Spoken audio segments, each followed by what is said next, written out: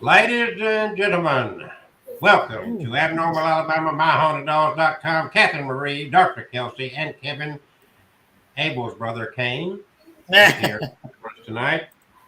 And we are here to present to you the most fascinating, most wonderful, and interesting things that could possibly happen anywhere on this planet.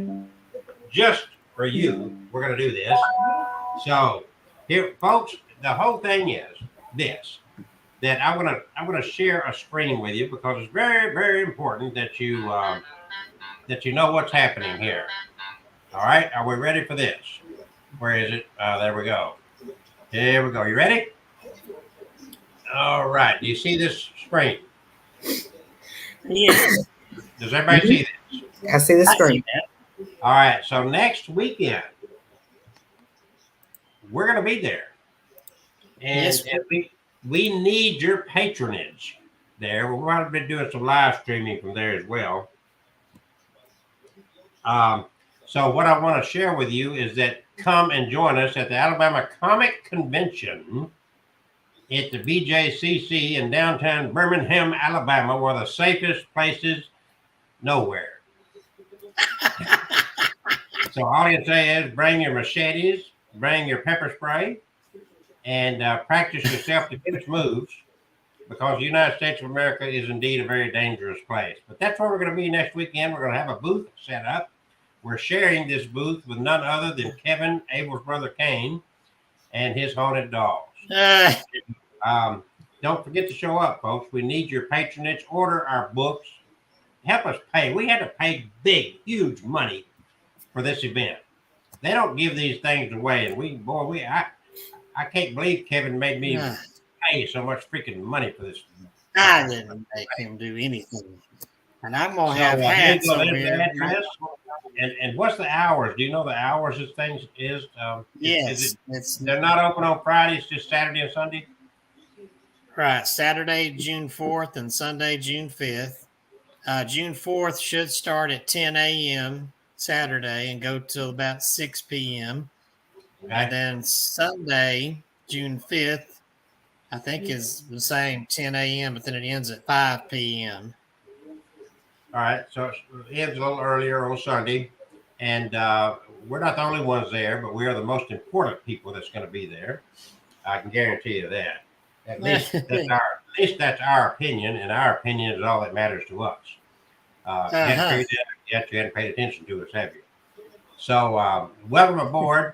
Now we're going to go into one other thing. Let me end this share of that page. Everybody got that, right? Next weekend, June the 4th and 5th. Sitting over there next to Catherine Marie is a DYBBUK box that 2 weeks ago, I believe, was it 2 weeks ago that we opened that up? Yes. And fascinating, interesting, and people kept saying, "Oh, what happened? Give us some results as to what it did in your house there."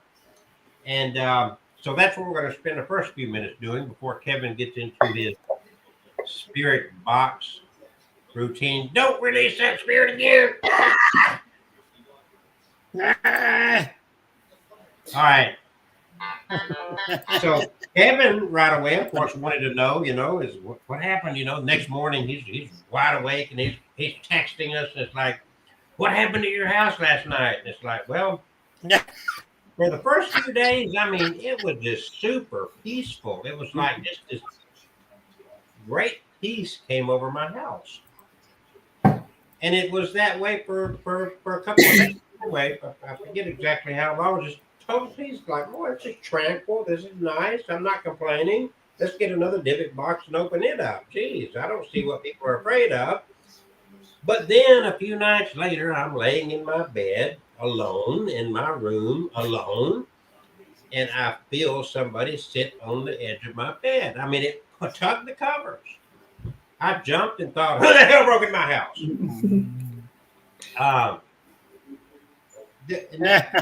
Nobody there. And that happened more than once.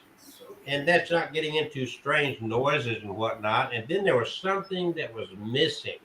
In the garden room, we have one of those air conditioners that's in this kind of up above the window. It's one of those in the wall air conditioners, just for the garden room.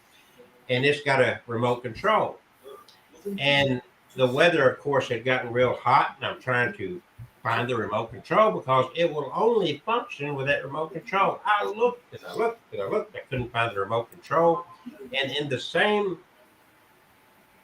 time span that I'm being joined in bed by this whatever and these strange noises in the house, all of a sudden, right there, showed that remote control. So I guess that spirit got hot too. Now, Catherine spent a couple of nights in a spare bedroom here, and she'll have to tell her side of the story as to what happened to her. Well, one night I sleep with no socks on, and I had my foot laying off the bed, and something was tickling my foot. That scared the crap out of me. Woke me up from a dead sleep. Um, I've heard noises outside my window, and I've actually got up, walked outside to look and see if I could see anything, and there's nothing there because I thought, okay, maybe it's just a bush or something, you know. Just so everybody know that the spare bedroom, the window looks back in the backyard over the deck and the fence line. My entire backyard has a privacy fence. There's nothing going on. Behind my house, there is a walk path, but there's no houses. There's no activity over there. Especially not at 3:00 in the morning. Yeah.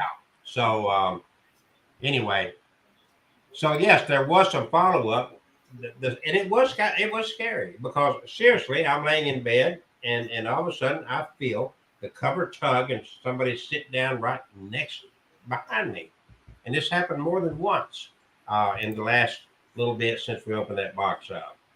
So yes, there was some activity, but not initially. Initially, like I told Kevin earlier, it was very tranquil, very peaceful. Nothing's like, oh wow, okay. Who's scared of a DYBBUK box? I am. Yeah. So there's the update, and anything else that happens, in fact, I'm trying to get Kevin to come over here with his magic boxes and cat balls and whatnot, and to see if we actually released a spirit in this house. We could do a live show about that if we can ever get Kevin back over here, and follow up on that. And we'll let you know about that. In the meantime, we're now going to turn this over to Kevin and that doll. Are you sitting on that doll? No, she's right over here. Okay, well I didn't know she disappeared and you were squirming around in your seat like you know. I'm just getting my stuff ready here. Oh, to get that stuff. He's wearing his white hat like he needs a cigar in his mouth and a little martini glass. Then he'll look like a true author. You know, the best authors were drunks and very debauched people. Look at you over there. The more that I've gotten to know Kevin, he's right there. He just hides it real well. Over there looking like Wilford Brimley on Cocoon. Diabetes. Well, I've been told I look like that guy on Jurassic Park. Isn't that who it is? Oh, Kelsey, I was just about to say that. Jurassic Park. The professor, I think it was. Yeah, he plays Santa Claus in that Miracle on 34th Street remake in the 90s. Oh, really? I never saw that. Yeah, I saw the original Jurassic Park. Was there a second Jurassic Park? Oh, God, there's 5 or 6 of them now. There's a new one. I mean, Jesus Christ, man. I don't watch television or movies. My TV stays on the Travel Channel. I would like to say one thing, and I don't like to get too involved in this on this show, but a very sad day, if anybody hadn't paid attention, in Texas, 18-year-old walks into a school and kills 14 kids and a teacher, 15. And I understand that before he did that, he had killed his own grandmother. Oh. So well, he's dead now too. I don't know if he killed himself. Well, I think the cops killed him. I understand. Well, that's the initial report I got. This is very sad. It's very sad commentary for our society today, and this is just too constant. But I don't do the thoughts and prayers thing. To me, it's a little bit too late for prayers there. but I do want to give just a moment of recognition to the horrible event and to the families that are suffering. I cannot imagine. I've lost people, but not in a traumatic way like that. And I believe these were elementary school kids, weren't they? That's what I heard. Yeah, it's elementary school. Um, and not to get too political, but the irony of this is that everybody's on a soapbox about abortion, but we can't even protect the born. And I have no answers. I don't guess anybody else does either. But anyway, my heart goes out to the family. I mean, that is to lose a child like that has got to be one of the most traumatic things to happen to a parent. And I think it was their last day of school. And so, unfortunately, it was their last day of school. I'm not trying to be funny, but I can't. Like I said, a small community. It's one of those towns where everybody knows everybody, and so anyway, just be aware of what's going on in our world today, and keep your priorities straight. Don't let all the politics and bull crap going on to take your focus away from what's really happening in our world today. That's all I want to say about that. Okay. Well, all righty. We're ready for the doll. I hope I didn't want to dampen anything, take away from that. Well, here, I'll flash my sweet kitty cat who's taking up the doll table tonight. Meow. Maddie! Meow. Say hello, Maddie. Maddie! Oh, sorry, baby. I woke her up. Kick her, just toss her. She got 9 lives. Poor baby. Oh, no, she's Look rolling. at that lazy cat. Give me a fork. I'll get that cat to move. So instead, I'm going to be, what is that? I've got the doll sitting on this side. Okay, I'll go back out there. On my book. All right, Kevin, you going back, Mia? Catherine, you stay there and listen to help him hear anything, okay? Oh. Can you do that? Can you? Because Kevin's getting old, his hearing's not too good. He's younger than me. In years, yes. Well, His body is failing, he's...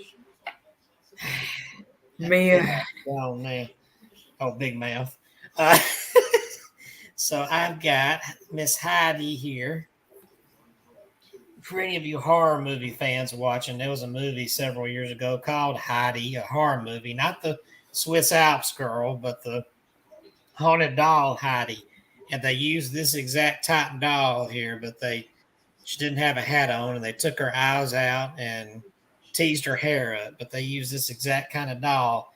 So my sister saw the movie, and now she gets creeped out when she sees this doll because it's almost the exact same one, It is a little freaky looking. And I call her Heidi because of that. But then I found out several months ago when I did a session one-on-one with her, I got some cat ball activity and some spirit box. So I'm going to turn the cat ball on. Make sure it still works. Right there in front of her. And up here, we got the REM pod and the bell, in case anybody wants to ring that. And right here, I'll go ahead and start this thing, the necrophonic.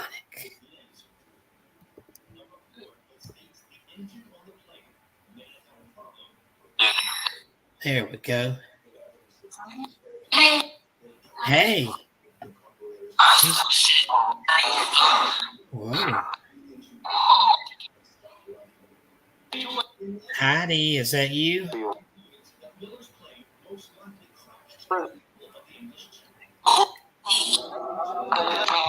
Is there a spirit? Kevin, Huh? it just said your name. Oh, it said it again. Yeah, my name's Kevin. Is there a spirit with the Heidi doll?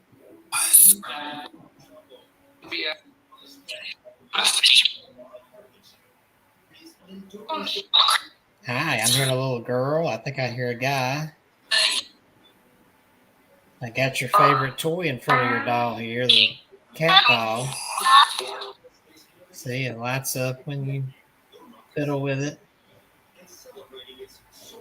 If you want to play with that, you can. And then right up above your head, if you want to ring that bell right there, or touch on the skull up here, make his eyes go funny.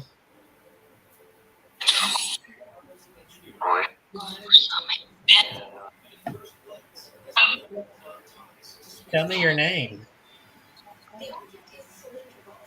I said it's Heidi. So your name is Heidi? Hey. There's a little girl talking. Did you like the name I gave your doll, Heidi?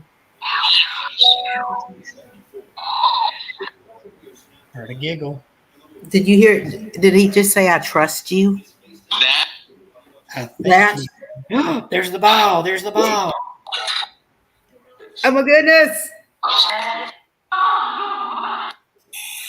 Good job. Thank you. Let me back up here. Playful Rain's in the room. Hello, Playful Rain. I know you like that cat ball. That's why I made sure to have that in your lap.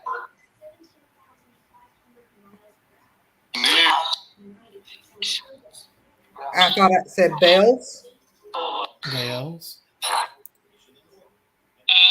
Yep, you're just in time, Playful Rain. We're getting some activity. Hello, Playful Rain. This is Heidi doll. Heidi, how many spirits are with your doll? It said bunch before I even finished the question. Doll. Hey. Did this doll belong to you?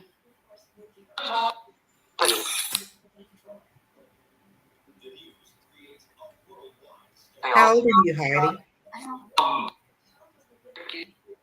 Oh, man's voice said 50.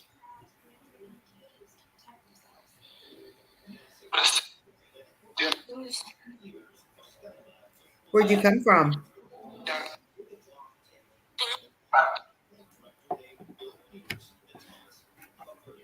Can you tell us where you came from again? I didn't quite hear you.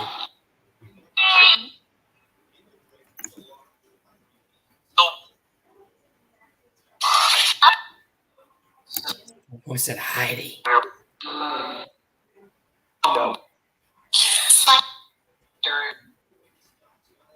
Sounds like there's multiple spirits here.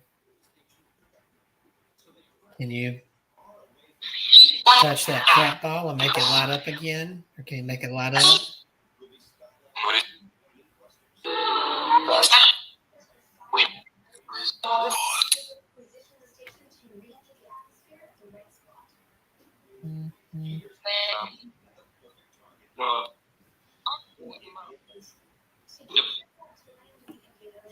Yeah, she's creepy cute. She is creepy cute. This is a doll from around 1974 when they manufactured these. I can't remember. Heidi, are you a writer?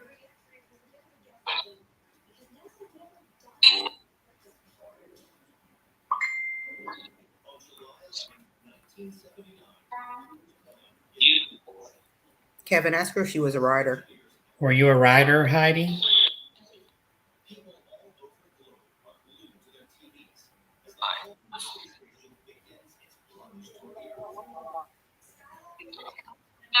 Or was one of these other spirits a writer? Kevin. Said my name again.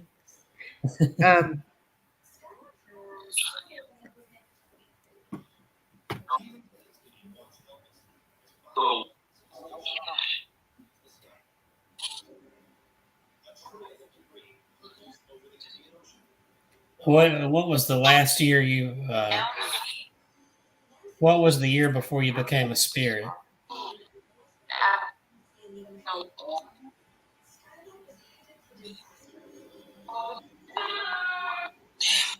It sounded like it said not that long. Hmm.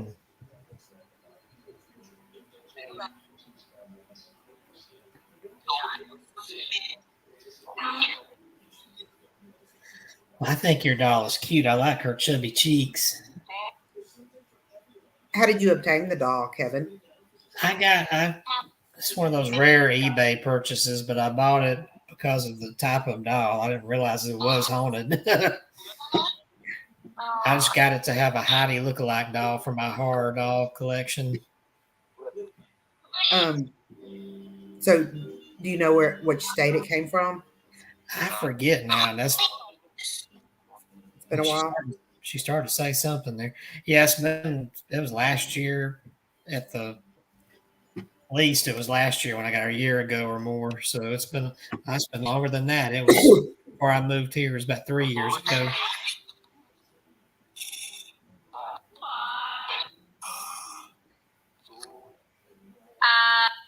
Who else is here with you?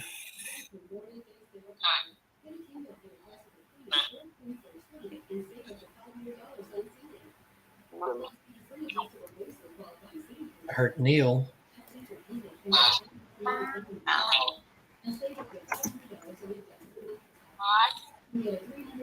Lots.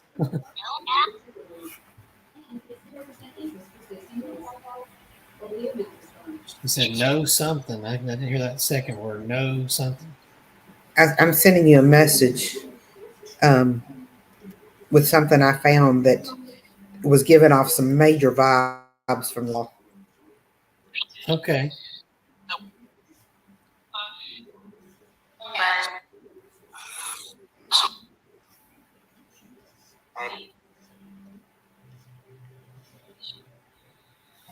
I like that little hat. Do you like your hat that your doll's wearing?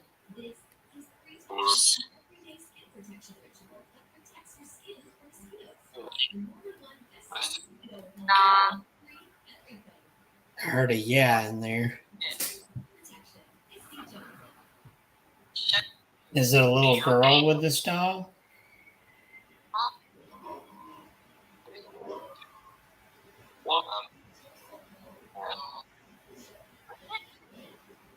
If so, can you touch that ball again and make it light up?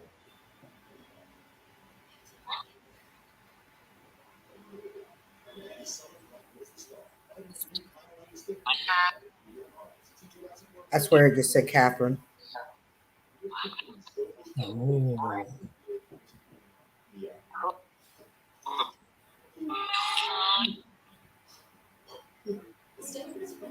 What would you like to tell us tonight?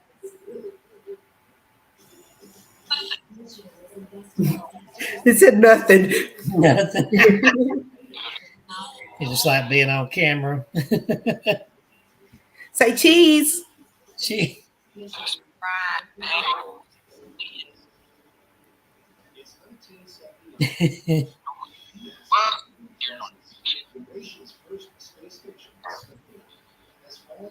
the skull doing anything?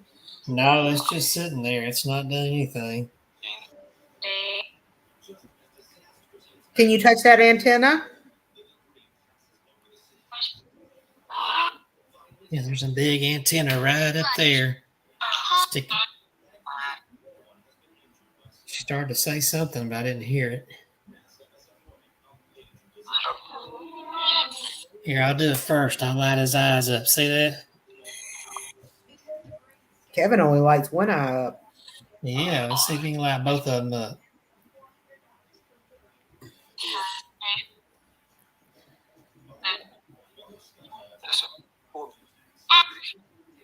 She said, ah.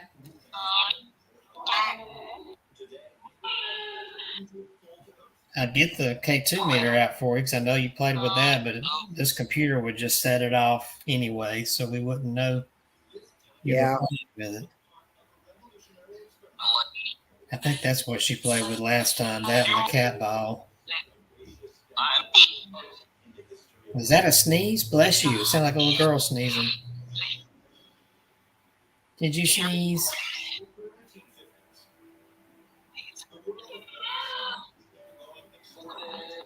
That's not surprising. I heard a ghost cough in the haunted bed and breakfast I was in by myself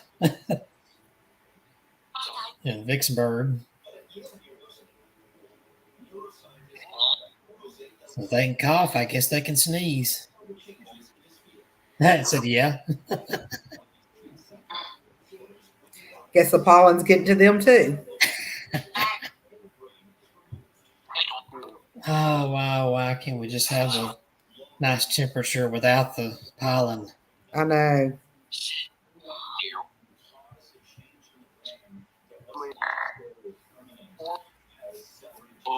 We just got a few minutes here before we talk about our stories. Do you want to say anything?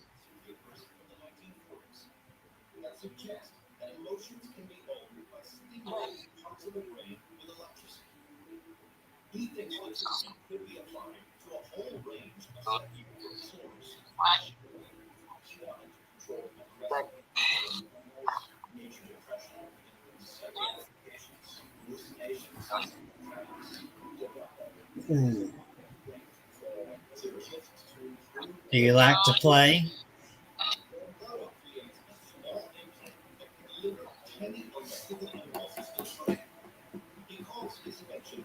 Is Kevin good to you, Heidi?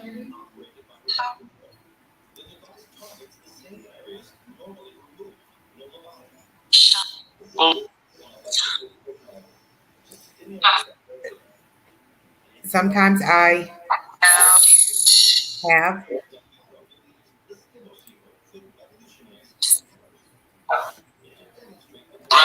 I heard a yeah and a no. There better not be a no in there because, you know,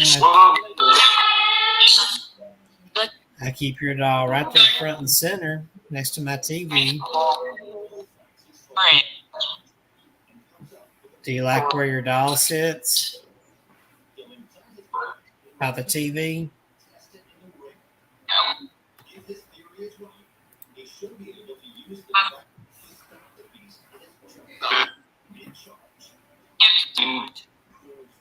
I heard a yes in there.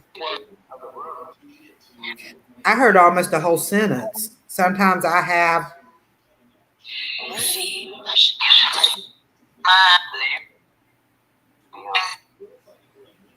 Sounds like it just said I have fun.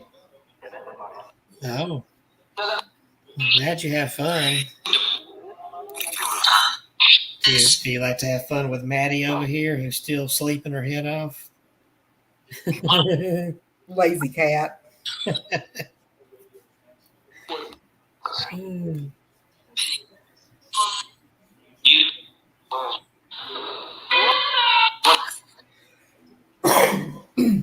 me.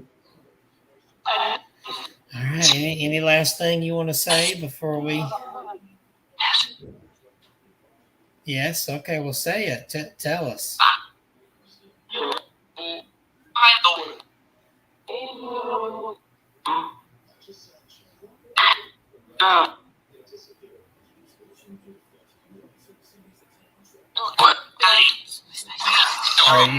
Are you happy? Yes.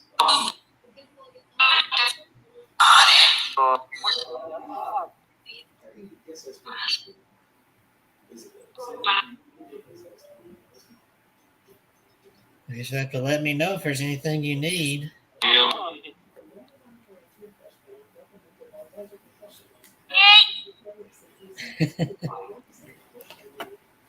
All right, well, I'm going to go ahead and cut this device off. I'm going to count down from 5. So if there's any spirits who don't belong, you need to go back to where you came from. And all spirits back away because I'm going to count down from 5 and turn this off. And thank you, Heidi, and your spirits for being here. 5, 4, 3, 2, 1. Thank you. Goodbye. There we go. Howdy ho. Howdy ho. Ha ha ha ha. So now, ladies and gentlemen, we've talked about the occurrences that took place after the opening of the DYBBUK box. If you missed that, go back and listen to it. I don't feel like telling the story again tonight, but it's there at the beginning of the show. Kevin has done his wonderful Heidi spirit box session, and from what I could tell, there were some names that came about. Yeah, there were some. It said Catherine's name, said my name several times. Did you find out what Heidi did? Was she a painter, an artist, a writer? What did you find out? I don't think it answered the question, did it, Catherine? She never did. She Never never did? did. I was thinking, yeah, like the box, but yeah, she, the spirit never did say. So Kevin, what are we going to do now? Well, I thought we were going to talk about the missing 4229911. Well, get Whatever you call it. 97654321411s and let's talk Yeah. about them missing people. And I believe they're all from national parks. Is that correct? Yeah, all these stories I have here are national park stories, and I want to say one of them in here is from the Appalachians here, not far from us. All right, Catherine, for Playful Rain's sake, I'm going to back out and let you repeat the story that we started at the beginning because I don't want to say it again. Tell her what happened. For a while, we had several days of just nothing, absolutely nothing. Like we were like, let's open up another DYBBUK box because there was nothing happening. And then Kelsey was at his house. I mean, in his bedroom, asleep or laying in bed. I don't know exactly what he was doing, but he said it felt like something was sitting on his bed, and it actually pulled the covers off of the corner of the bed. It's okay, you're late. And then I was in my room, which I stay in the spare bedroom occasionally, and I was laying down on the bed, and something was tickling my foot. And then I've had something outside my bedroom window. There's no trees, no bushes, nothing there that can make any noise. There's a fence all the way around. I don't know. Well, we're going to keep you posted. But there were at least twice that I recall in the middle of the night. I was home alone, and my house is secure. But bottom line is I literally got woke up with something kind of sitting behind me on the bed, and it moved the bedspread and whatnot, and it was like oh, I turned nothing there, more than once, and some strange noises, and it was not my stomach, so I don't know. But so we're gonna keep posted on that for sure. In the meantime, let's go to. We're stealing Politis show 411 missing cases, and this is the Kevin Abel's brother Kane version of missing 411. And we're getting prepared. Playful Rain, we're gonna do this one more time, just one more time right here. Got to do this. Don't go anywhere, Playful Rain. I know you're not in town, but you need to share this. You need to spread the word. The good word. Where is it? The good word here. Where is it? Where did it go? God dang it. We got lost. We got lost. Kevin, just tell her what we're doing this weekend. I can't find it. Well, not this weekend, but the next weekend, June 4th and 5th. Yeah, next weekend. Yeah. We're going to be in. Well, I don't see the picture of it here. Anyway, we're going to be at the Alabama Comic Con in downtown Birmingham at the Civic Center, BJCC. And there we go. We'll be there from Saturday, June 4th, from 10 a.m. to 6 p.m. and Sunday, June 5th, from 10 a.m. to 5 p.m. Lots of stars, including us, will be there. We are the biggest stars. Maybe not that well known, but in a girth, we're biggest. I'm not bad.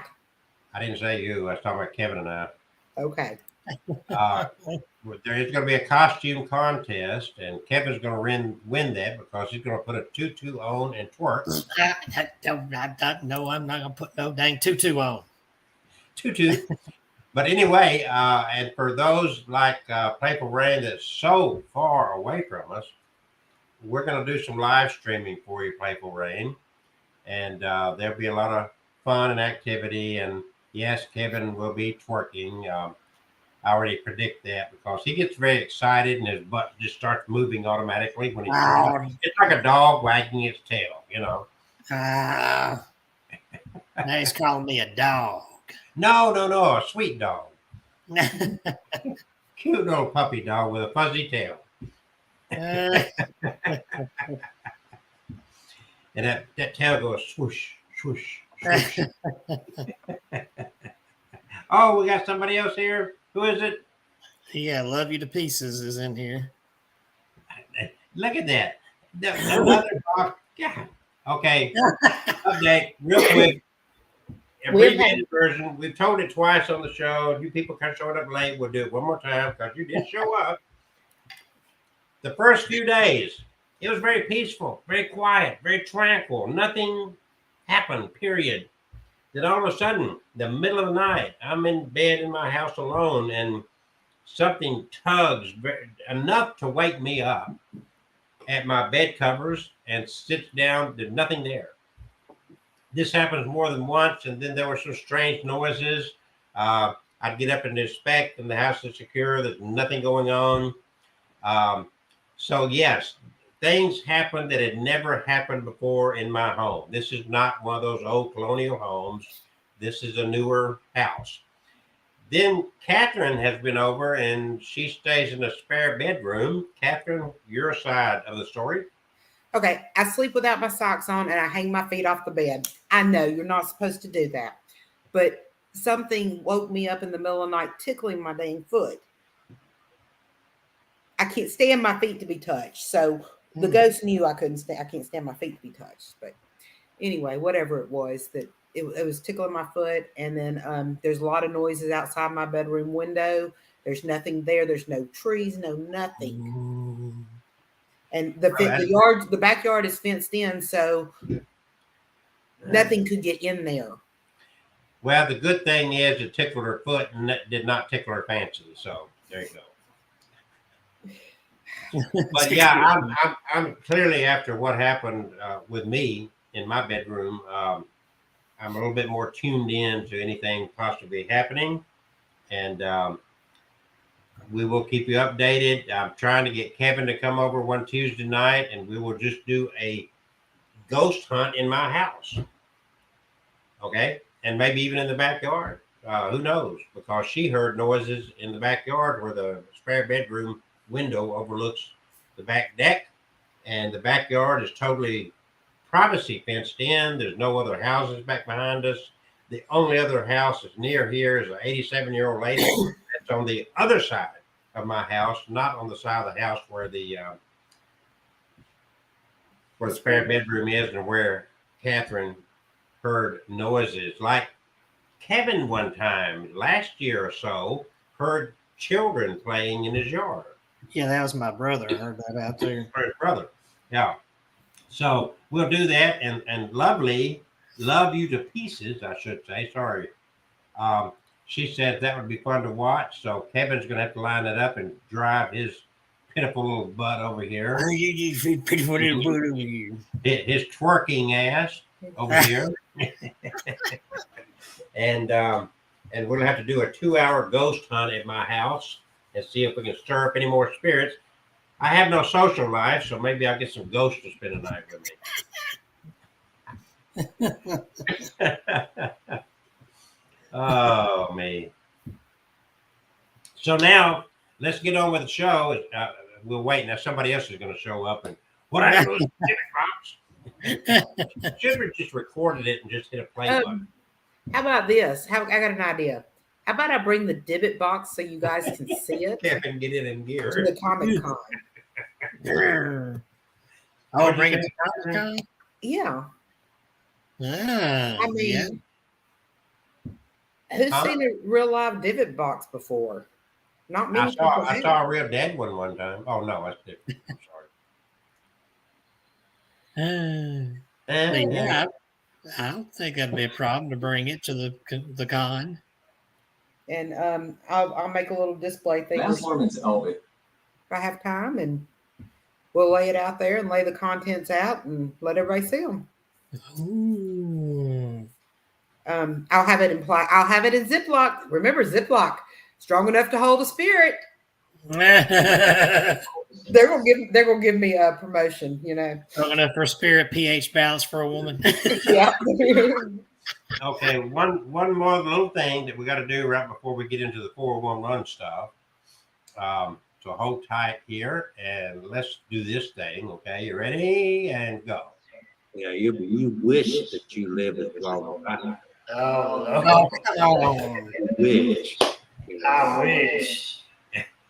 Oh, okay. So Crazy Girl said you need to do a little twerking. I ain't twerking. There you go. This ain't that kind of show. Yeah, it is. Okay, so ladies and gentlemen, before the show ends, Kevin is going to do his Miley Cyrus impersonation. Party like it's what's her song? Party what? Party in the USA. Yeah. Oh, he knows it. Come on, let's go. I could say play on Magic 96 all the time. Just Kevin, come on. Go ahead. Stand up. Stand I'm up. singing Miley Cyrus. And do you really want me wiggling my big fat butt? Absolutely. You got some strange interest over there. Has he ever claimed to be normal? I would think my future. Kevin don't play his flute anymore for us. I Big think old rock. twerking while you play the flute, that's got to rock. Oh gosh. I'm too big to do. I'm too fat to do twerking. Oh, no. You'll bust it, baby. I'll bust my pants, yeah. What's that other song? Let's see about. Why is this video so long? I like big The mother can deny. That's a Crazy Girl. Why do you want me wiggling my thing? Why do you want me wiggling my thing? Why do you want me wiggling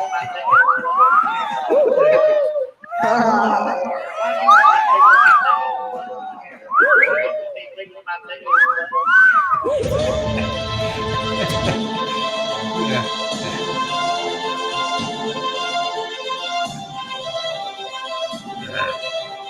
Okay, we had to get out of the way. By popular demand. By popular demand, my ass. Yep, it is your ass. I went and got my hat This that is- everybody yeah, needs to see on with me. This That's is what true. we're looking forward to, the 4th and 5th. Darn. Kevin publicly twerking. I'm not going to publicly twerk anymore. I'm bringing my big flat screen TV to bring with us to play videos, so that'll be going. Hey. Hey. We have too much fun, folks. All right, now, if you'll notice at the bottom of the screen, what's scrolling across there says the Wish Doctor, that's me, wishing machine, now on sale at www.thewishdr.com. That is a psionics helmet. And I have shipped this stuff and sold it all over the world and have gotten great response. If you go to thewishdr.com and read the reviews, I also sell them on Etsy. And so I am shamelessly self-promoting. What can I say? Other than, and Catherine is now working with me building these radionics and psionics. If you're not familiar with that, we may do a whole show on psionics and radionics to educate you. I know it works because I put on the wishing machine that Kevin would twerk, and he did. Ooh. My intention came true. He's BSing now. And I have it on. I have it on right now, if you can tell. Yeah. Yeah, we can tell. See, it's illuminated inside there. So it's working. And I can assume right now that she's wishing for Kevin to play the flute and twerk again. No, I'm going to play. I'm going to twerk again. I'm Show them wishing the for. antenna on the back of it. Just to give you more video fodder. Can you guys see? You know what? I've got to download that and put it on TikTok. TikTok. TikTok. I think they got enough working out there on TikTok. Not Kevin's. There's the antenna. All right. So now let's turn it over and let's go into these 411 stories. And we're not trying to take off on Mr. Pauletis and his stuff. They're just interesting stories, and we did not steal his stories. Kevin did a lot of hard research in between his works and came up with these stories independently of the 411 author's compilation of stories. So this is all thanks to Kevin. And this lady says, I've always wondered what the wishing machine was. Go to the wishdr.com, as you see scrolling there, and I've got all kind of information about that. I also have a TikTok account. Please follow us on TikTok. I give a lot of explanations about the wishing machine, and just look for the Wish Doctor, the WishDR on TikTok, the WishDR on YouTube. And then the Facebook page, like it, the Wish Doctor, Wish DR on Facebook. And the Wish Doctor's everywhere. He's everywhere. He's everywhere. Okay. So now let's talk about these missing peoples. Yes, these missing peoples. And I'm going to start Thank you, Love You to Pieces. We love you to pieces too. Well, I can't speak about Kevin. Kevin may not love you to pieces. I don't know. I love everybody. We appreciate sport. All right. The first one here, this is not just one person, but a couple who went missing.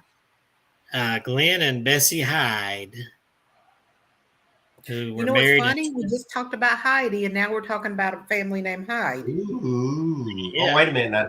I did add her picture over here. Oh, you did? Okay. Who's this? Who are we talking about? That couple. This one right here. Glenn and Bessie Hyde. Two pictures, so there you go.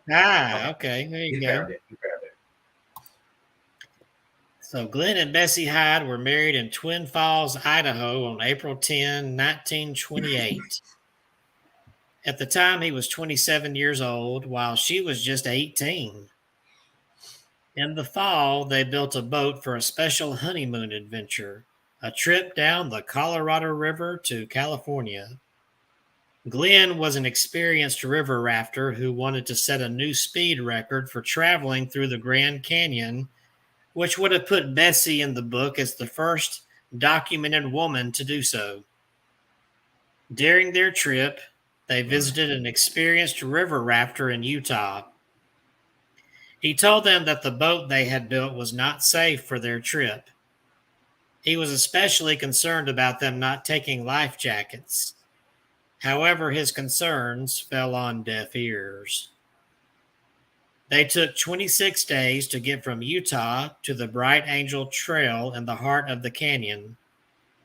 They were last seen on November the 18th. 2 days earlier, they were photographed by Emery Kolb at his studio and home near the rim. He was well known in the area and had documented the canyon extensively. When they visited him, Bessie had grown tired of the river trip. He tried to warn them of the dangers ahead, and he asked them to stay with him through the winter and wait until the weather improved. He even offered them life jackets. However, Glenn refused all of his offers. Adolph G. Sutro was one of the last people to see them. When they failed to reappear by December, a full search was made for them, led by Kolb. Their boat, with their supplies fully strapped in, was found around River Mile 237. Everything appeared to be intact. There is evidence they made it as far as River Mile 225, where they may have made camp. Their bodies were never found, but it is possible they were lost around River Mile 232. In 1971, a woman claiming to be Bessie appeared on a commercial rafting trip. Toward the end, the rafters made camp at Diamond Creek. This was the same spot where the Hyde's boat was found years earlier. That evening, a river guide told their story. The woman then revealed her true identity. She said that she had a fight with Glenn down the river. He wanted to complete the trip, but she did not. After he beat her, she retaliated by stabbing him to death and disposing of his remains. Interestingly, she was of the right age that Bessie would have been at that point. However, she later recanted this tale. In 1976, a male skeleton was found on Kolb's property and was believed to be Glenn's remains. It was given to forensic anthropologist Dr. Walter Birkby, who determined that it belonged to a male Caucasian of about 20 to 23 years of age and who was 6 foot tall with light brown hair. He also recovered a bullet embedded in the skull. It was a .32 projectile that came from a revolver manufactured in about 1902. The production date of the gun and clothing fragments found with the skeleton suggested that death occurred in the 1920s. There was a theory that Kolb had murdered Glenn so that he could be with Bessie. However, it seemed unlikely that he would keep Glenn's remains with him. Dr. Birkby superimposed a photograph of Glenn over the skull to precisely compare bone structure. He determined that it was a different shape than Glenn's face. He pointed out several discrepancies. The eye orbits were angled differently. The cheeks were wider and the shape of the chin was different. Based on this examination, Dr. Birkby was certain that the skeleton was not Glenn's. So far, no one is exactly sure what happened to the Hydes. So the Hydes are not hiding? The Hydes are not hiding. I I want. honestly think the guy killed them both. Is that? That Is was a. Go ahead. Yeah, I was trying to put the picture up, and I guess we clicked on. There we go. I think one of the theories was that that Kolb guy, the one that they visited shortly before they disappeared, that he might have killed Glenn in order to be with Bessie. She was But quite young. there was no real evidence of that. And if that's true, then where is she at? Because she never came forward. So That is just young. one case. Go ahead. After she admitted to killing this guy, her husband, and she recanted the story, did they check and make sure that was really her? That I don't know. It doesn't say any more about that. So I assume they figured out it was just some crazy lady making up stories.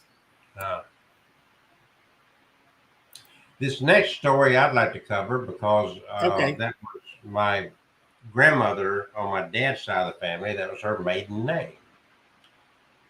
And that was the strange disappearance of Douglas Legg from the Adirondack Mountains in New York at the Santanoni Preserve.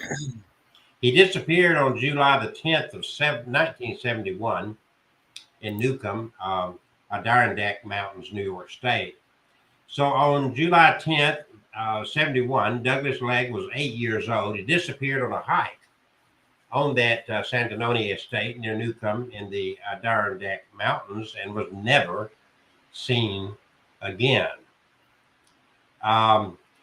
This preserve previously was an estate, was established by one Robert C. Pruin, who died in 1934, a prominent Albany banker and businessman. The so-called Great Camps were popular amongst the wealthy industrialists in New York as summer retreats with beautiful mountains, cooler temperatures, and fresh air. Acquiring about 12,900 acres in the town of Newcomb, just south of the Adirondack High Peaks, Pruin employed the renowned architect Robert H. Robertson to design a summer residential complex. It had 40 buildings, a 24-room main lodge, and a model farm. Robert C. Pruin's heirs in 1953 sold the estate to the Melvin family, Myron Melvin Sr., Myron and his brother Crandall of Syracuse. For about 20 years, the Melvins and the extended family used it for their summer vacations. Douglas' mother, May Melvin Legg, was the daughter of Myron Melvin, who, along with his brother, established the prestigious Syracuse law firm of Melvin and Melvin. Santanoni is located in remote Essex County, New York, and surrounded by forests, lakes, and wildernesses. There are many wetlands in the area, including swamps and marshes and bogs. And Douglas Legg was a grandchild of the owners of the estate. The Melvin family and the extended family had gathered together for one last vacation at their backcountry retreat before it was due to be sold. So Doug, or Doogie as he was called, was 4'6", weighed about 76 pounds, slight little kid, was a keen hiker and a mint woodsman despite his very young age. So a Saturday afternoon, July 10th, 71, Doogie and his uncle set out on a hike around the Santanoni property. His uncle noted there was poison ivy on the trails and told a reluctant Doug to return to the lodge to change from shorts to long pants, a walk of around maybe a half a mile. He passed his older brother and cousin about 50 to 60 yards from the main lodge building, but he failed to return to his uncle and was never seen again. That evening, as the temperature dropped, the family called the state police, and locals from the town searched for the body throughout the night in the local area, including in Newcomb Lake. The next day, a formal search was started by forest rangers using dogs. Helicopters were deployed, and the U.S. Air Force Base in Plattsburgh sent planes equipped with heat-detecting infrared FLIR. At the height of the search, close to 1,000 volunteers were scouring the area. The wilderness terrain with swamps and bogs, dense forest, and fallen trees made the search more dangerous and, of course, very difficult. It was also hampered by the lack of coordination with one officially in charge, no one. During the S&R effort, the weather deteriorated with heavy rain and falling temperatures to around 40 degrees, which of course added to the dangers for Doogie as well as for the searchers. A bloodhound found a scent, but it was lost at the edge of a swampy pond, which was subsequently drained and dragged. Nothing was found. Then sneaker tracks were found about 2 miles away at Ward Pond on the 5th day of the search, but the rain had washed away any chance of dogs picking up a scent. A week after Doogie had disappeared, the family hired an elite search team. Remember, they were very wealthy, of over 20 mountain men from the California Sierra Madre Mountains, again to no avail. After 6 weeks, state police finally called off the search. In 1993, a woman claimed that Doogie had been kidnapped and killed by her relative, and his body dumped into a lake in Lewis County.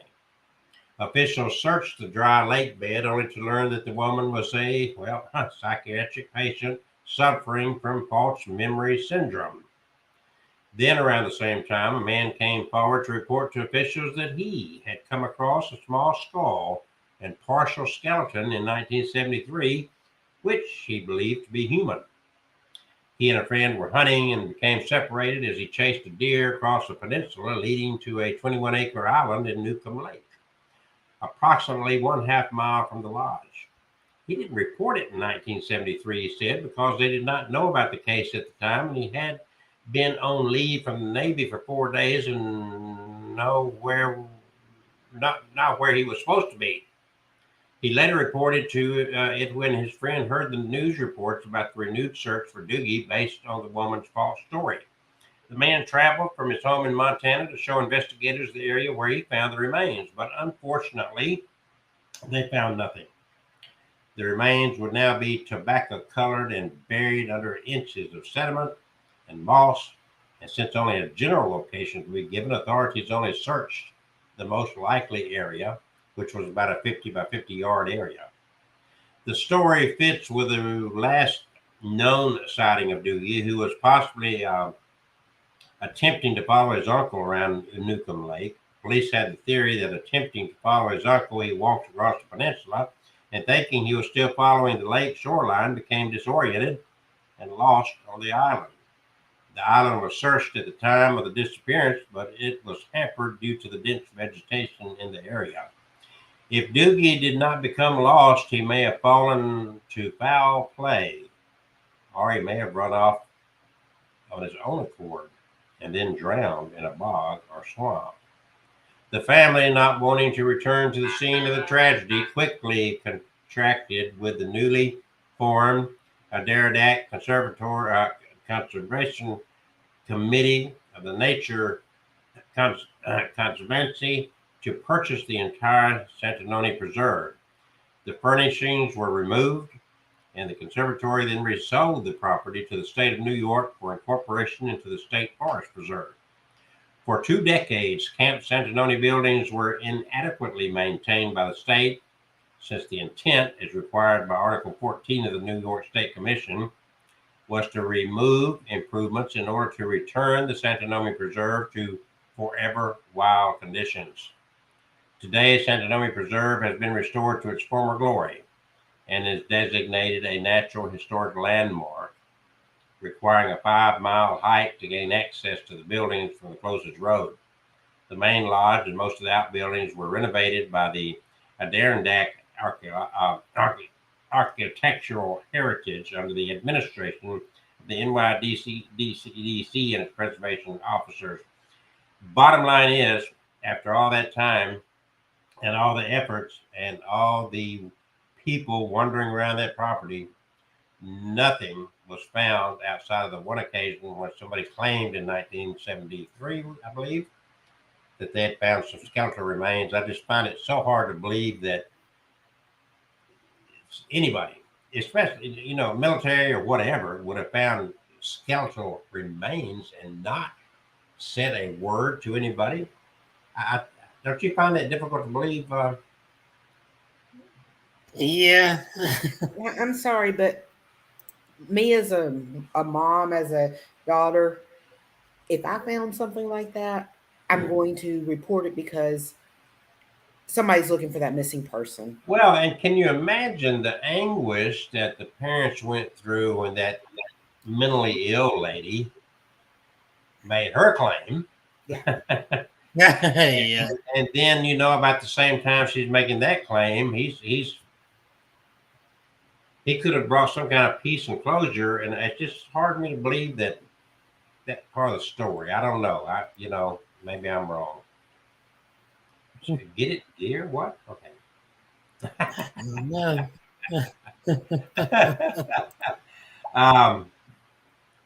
So anyway, folks, that's where we are on that story. That was Douglas Legg, upstate New York. And I'm sure that Kevin has another one in store. It's 8 o'clock. We've been on this thing for an hour already. And again, Kevin and I and Catherine will be at the Comic-Con, BJCC, downtown Birmingham, selling books and wishing machines and Sonics helmets and posing for selfies with our fanatical friends that literally rip our clothes off and throw money at us. And especially when Kevin starts twerking, the crowds will gather around. And I just wanted to give y'all an update there. The death toll has gone up.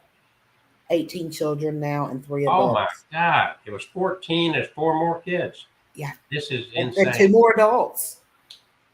And did he kill his grandmother? I don't know. I haven't read into it. I just another side note of interesting thing is the whites from Florence, Alabama, the convict white who was not related to the correctional officer, female white, and she helped him escape, and they ended up in Indiana. The motel room that they spent their last night in, people are reserving that room to spend the night in it. Have you seen that, Kevin? No, I'm not seeing that. They are lined up, and I guess for some people, I could see if they had died in that room. But they say that room is booked well in advance because everybody wants to see him. I think it was room 150. I've stayed in Rick Nelson's room. Well, yeah.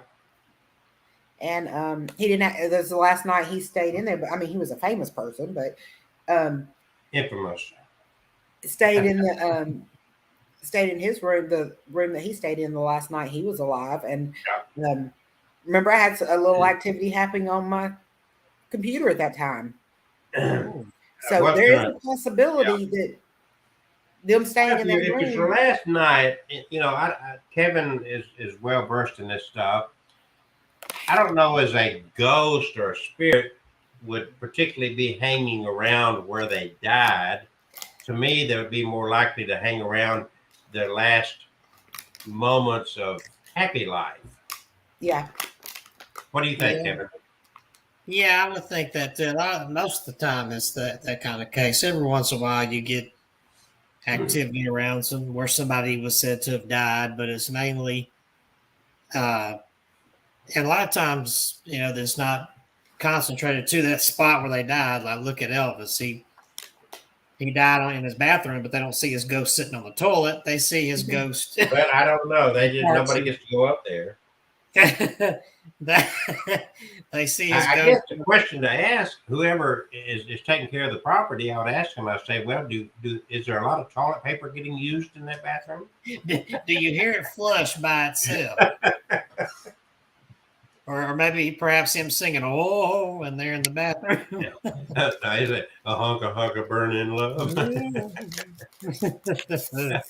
it seems like they're drawn to where they were happiest, and sometimes they appear in the point of life where they were happiest. Like there's that little Mistress Chicken in South Carolina in the house, Rice Oak Plantation in Moncks Corner.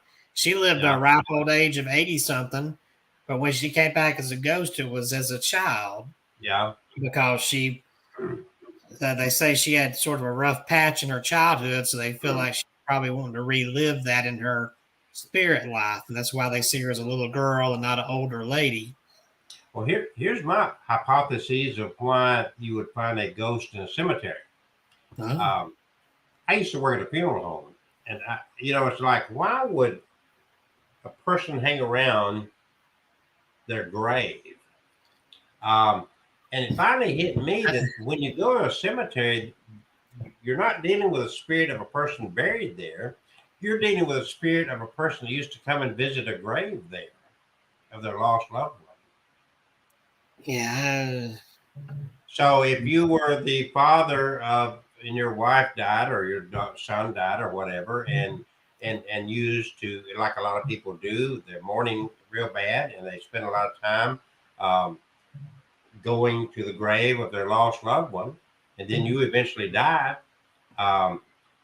For some people, that's a happy moment to be. That's the closest association they would have. Yeah. So I don't know. That's just my theory. So I don't know. You don't have to agree with me, but I know I'm right. You're right.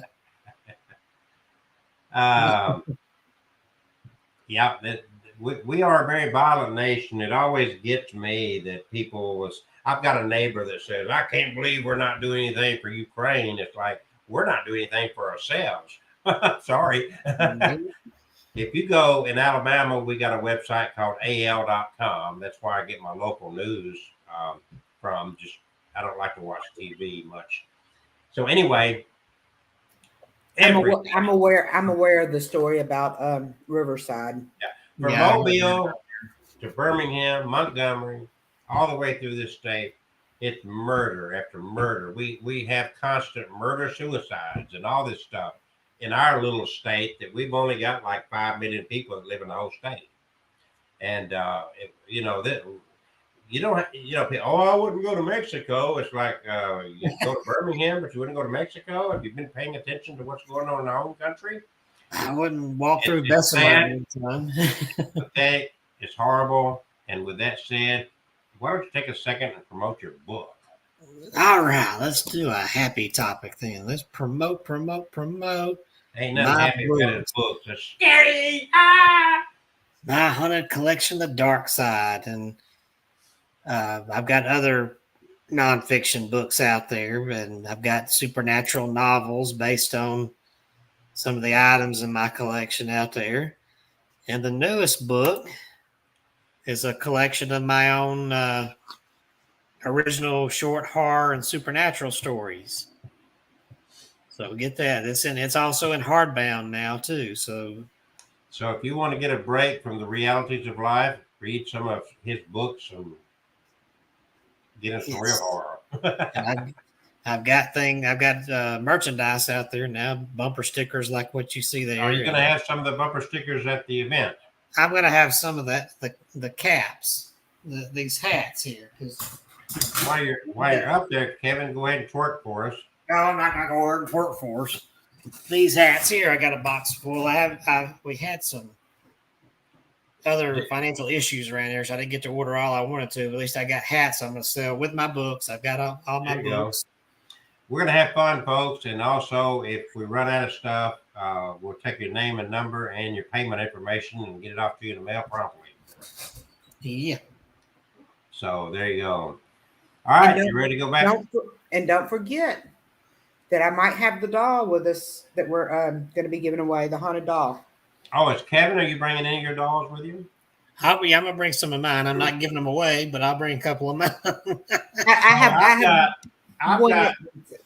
I've got a version of Annabelle that I'm going to bring. Okay, so look out for that. There'll be some interesting things to see. Not everything's going to be for sale. Some of it's going to be to view. Yeah. We're not going to sell Kevin. Nah. I'm for sale. I'm just not cheap. Okay. I was going to say, if the price is right. There you go. Everything's got a price except Kevin. He don't have a price. All right. 411 missing people. I just told the leg story. What have you got? You got an arm for us? I've got disappearance in a little more modern time here from 1997. Mr. John Devine. Mr. Devine was a 73-year-old hiker who headed to the Olympic National Park in Washington on Friday, September 6, 1997 for camping and hiking. He was said to be an experienced hiker and had intended to go climbing the 6,796-foot high Mount Baldy in Olympic National Forest. Got a picture of it here. There we go. Using the extremely steep and rugged Maynard Burn Trail. He failed to show up after the hike as planned on September 7, and his family reported him missing to the authorities. John was never found, and the search was curtailed by a fatal helicopter crash while looking for him. So it just gets worse there. But first, who was John Devine? John lived in Sequim, and he was in excellent physical condition for his age, although legally blind in one eye. He had hiked long distances by himself in the Olympics before. He was last seen on the afternoon of September 7 while hiking along Gray Wolf Ridge on the park's north side. He had been camping since Friday night with a friend near the Mount Baldy area, just outside the park boundary in the Buckhorn Wilderness area of Olympic National Forest. He was carrying snack bars, but did not have any other gear or food with him. During the search, a Bell 205A1 rescue helicopter crashed and killed 3 people and injured 5 others at the 5,000-foot level of Mount Baldy 20 miles south of Port Angeles. It fell shortly after taking off from the mountainside. Kevin Johnston, age 35, who was the pilot of Springfield, Oregon, a former flight instructor with an 18-month-old daughter, and Rita McMahon, age 52, a search volunteer who trained dogs to help with rescue missions, and Taryn Hoover, age 31, a seasonal park employee, were the three people killed. Robert Feldman, age 27, of Mukilteo, and Cynthia Stern, age 24, of Port Angeles. Another passenger, Heidi Peterson, age 32, of Port Angeles, was in stable condition in Olympic Memorial Hospital in Port Angeles. At the time of the crash, weather conditions deteriorated as snow and cold have swept through the mountainous area. A dozen searchers continued to comb the Weller Creek area looking for John, but they were brought out before dark. Jason Berry, age 23, in his second year as a Park Service volunteer, said, "It's steep and rugged. The bushes are super thick, and it's tough to walk down the drainages." Sergeant Don Kelly of the Clallam County Sheriff's Office, which coordinated the search with the National Park Service, said if he was walking around up there, we would have found him by now. And if he had fallen down and hurt himself, he probably would not be alive. The search was called off on September 13, 1997. Unfortunately, John Devine was never found. Another strange disappearance in the Olympic National Park. And that was really, unusual that not only do you have this man disappearing, but you've got the helicopter crash with people who were trying to search for him, crashing into the mountains. So you just had tragedy left and right there that day. And he still has not been found. Never been found. Never Well, been found. we have a recent case up in Tennessee of a child that just basically vanished off the face of the earth. I don't know if you guys are familiar with the Summer Wells case. I don't know. Her mom and grandmother and her were out gardening, and the mom sent her. Summer wanted to go play at the house, so she sent her into the house, and she went in later to check on her, and she just wasn't there. They couldn't find her anywhere. Still haven't found her. No, I mean, like, no sign of her at all anywhere. My theory is that she had been swimming earlier in the day or the day before. My theory is she had like a dry drowning, and she passed away in her sleep or something, and the parents got scared and got rid of her body. That's my theory. Yeah. Do you remember the story? The little boy disappeared, and they found him sometime later, and he claimed that a bear or something had kept him warm. Yes. Very familiar. I think I remember that. All kind of interesting stories out there. Kevin, what was the name on that last one you gave? That was, what did I say, Levine? Let's see, John Devine. John Devine. So you've got a little baby picture over there for Alfred Edwin Beilhartz. Yes. Disappeared July the 3rd of 1938. Pardon me? There we go. He's so precious. Yeah. So on July the 3rd, 1938, the Beilhartz family took advantage of the Independence Day weekend to go camping in Colorado's Rocky Mountain National Park. This little boy, 4-year-old Alfred Edwin Beilhartz, was to vanish that day, and to this day, no sign has ever turned up. There were several strange reports of Alfred, including on top of a rocky, inaccessible outcrop called Devil's Nest near Mount Chapin. 6 miles from where he vanished. He was also reported in the company of a mysterious man on a road in the area. The family, together with their father, William Harvey, included 10 children. They lived on 3225 Quebec Street in Denver, Colorado. The Bill Hart's family, and well known, as well as some family friends, set up camp roughly a quarter mile west of the Fall River Lodge. It was located just south of the west exit of the current Long Lake Trailhead parking lot. The camping party was located near where the Roaring and Fall Rivers met, just below Horseshoe Falls. The family woke bright and early that morning. William Bill Hart, Alfred's father, decided to walk to the nearby stream to wash up, and Alfred came along.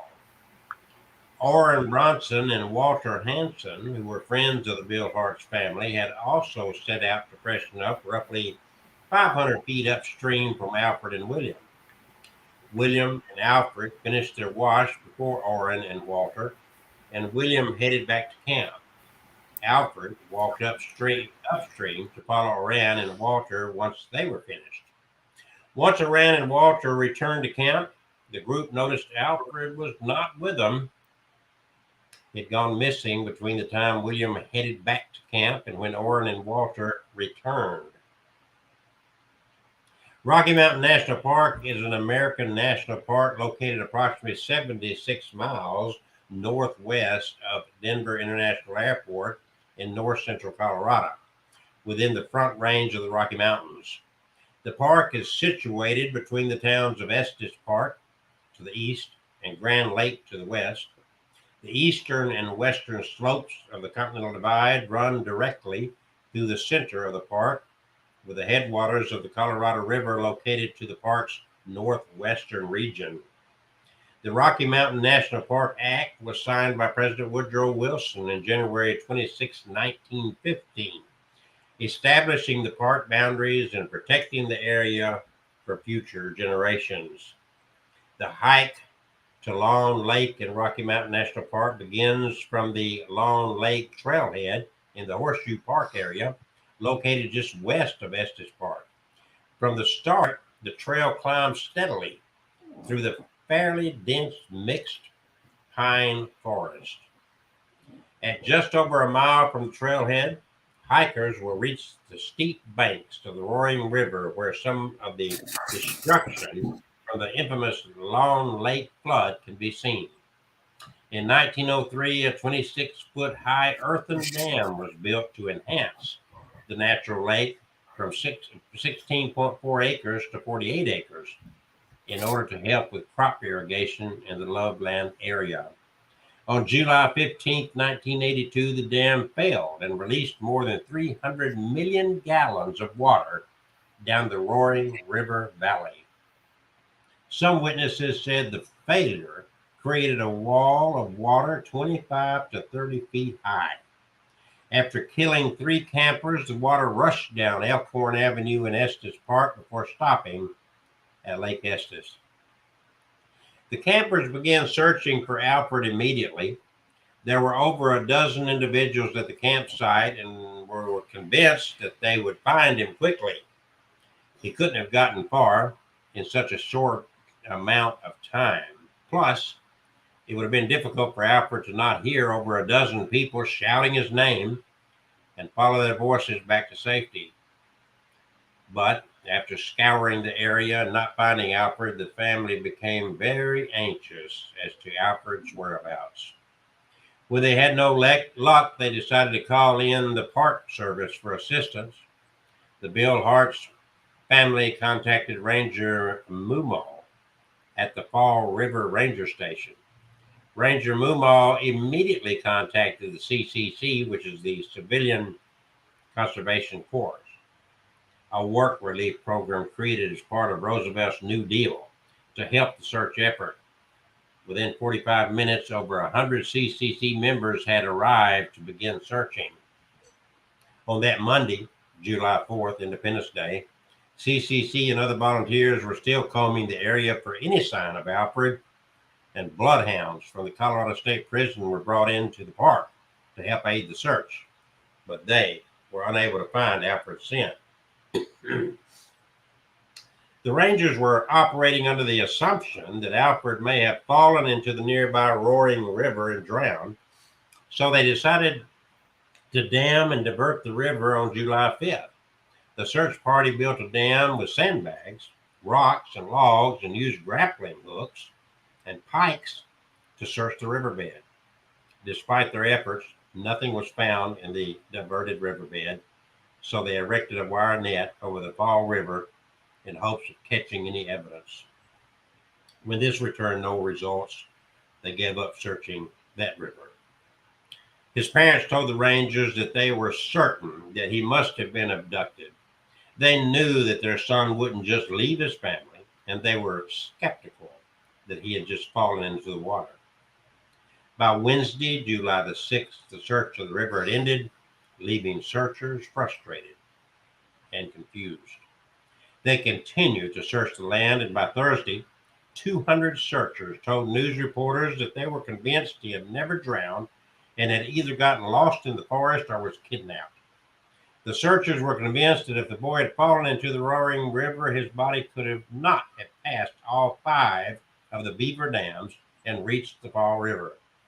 Even if it had, they said, it could not have passed a wire net set up near the Fall River by workers for the Public Service Company of Colorado. Rangers called in some sniffer dogs from the nearby Colorado State Penitentiary. A human scent was detected, but the hounds came to a halt near the river. Another set of dogs hit on a scent some way higher in the elevation from the camp. That too led nowhere. The search was eventually called off after 10 days. On Sunday, July 3rd, William J. Estes, a radio appliance employee from Denver, and his wife were also hiking the Rocky Mountains National Park. They had made it quite far up the old Fall River Road when they got tired and decided to stop for a rest. And while resting at around 1 p.m., they decided to look up to Mount Chapin and were shocked to apparently see a young boy sitting on a rock in a section of the mountainside known as the Devil's Nest. This was around 6 miles west of where Alfred Billhartz had disappeared from. Quite a distance. The child was said to have made a shrill noise, walked out to look over the ledge, and then either left or was pulled from the ledge. They decided to hike to the point where they saw him in order to make sure the child was safe. However, when they reached the boulder he was perched upon, they found nothing. The pair decided they had to alert someone about a child roaming around the Devil's Nest. The Ells got back to their parked car and heard the news of the missing boy on the radio.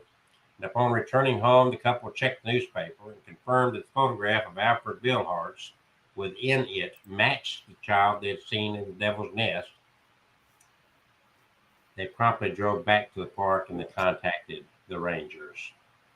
However, the Rangers were skeptical, believing it would have been impossible for Alfred to have made his way up to the slope to the Devil's Nest. They eventually sent a group of over 150 men to search that area, but they too came back empty-headed. The issue I would have with that story, personally, is that from any kind of a distance to see that little boy, how could they identify him that well? I'm just a little bit skeptical about that. On July 8th, the FBI announced that it was performing forensic tests on a piece of soiled bandage that had been found in an abandoned cabin in the park. The disclosure of this finding was prompted by the insistence of the boy's parents that their son must have been abducted. Apparently, Alfred had a blister on his foot at the same time he had vanished, and his mother had bandaged it using similar material. On this same day, a woman by the name of Mrs. C.A. Lynch, who lived in Big Spring, Nebraska, allegedly saw Alfred and a mysterious man walking along a highway together as she and her husband were driving from Big Spring to Ogallala. She didn't know until the next morning how important her sighting was when she was reading the newspaper and saw the photo of Alfred. She claimed the little boy she saw on the highway was the same boy, and she was adamant it was him. She told her brother-in-law, W.B. Lynch of Lincoln, Nebraska, about her sighting, and he then went to speak to a Denver detective sergeant by the name of Fred Renovati. 2 days later, on behalf of his sister-in-law, he said that she was positive the boy was the one whose picture she saw. On Sunday, November the 27th, 1938, when Alfred Billhartz had been missing for 5 months, his father was sent a ransom note. The message said, "Sorry for your son. We went west out of money. The boy doesn't take to us. We're returning your son if you will leave $500 in a can 1 block from your house and the note. We will return your son within 24 hours." However, by November 29th, the police were fairly certain that this was a hoax, and the next day they issued a statement to confirm they had investigated 2 possible suspects. They were not named and apparently not formally charged. The line of inquiry quickly ended for reasons unknown. So, what happened to Alfred Billhartz? Well, he could have drowned in the river. Roaring and Fall rivers were well searched. Perhaps he was missed. Abducted. The family always believed that Alfred was taken. Was the ransom demand genuine? If so, was the sighting on Devil's Nest on Sunday, July 3rd by William J. Ills and his wife mistaken? Did they hear and see an animal instead of a boy? How could a 4-year-old hike thousands of feet in only a few hours? Foul play? Was the boy accidentally killed by the family and the evidence covered up? Was Alfred killed by an unknown predator? No one knows. But what we will do at this point is follow Kevin into our next story. Oh, follow me into the next story.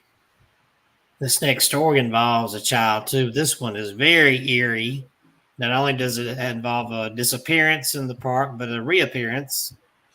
And this is right up our alley because it's got a little bit of a supernatural angle to it here, or at least people think it might because it's just strange. So let me go ahead and start this story of the eerie disappearance and reappearance of one Catherine Van Arst. Not a Catherine. Not our Catherine. This is a different Catherine that's seen there in the picture. Among the many cases of vanishing people on record, some of them seem to stand out as particularly odd. Some of these cases attract about them numerous weird clues, and there are even some occasions in which the missing suddenly comes back, although this does not always solve the mystery. On occasion, these reappearing people bring with them a whole myriad of new enigmas, with the victim missing time, unable to express where they have been, or appearing far from where they started with little explanation as to how they got there.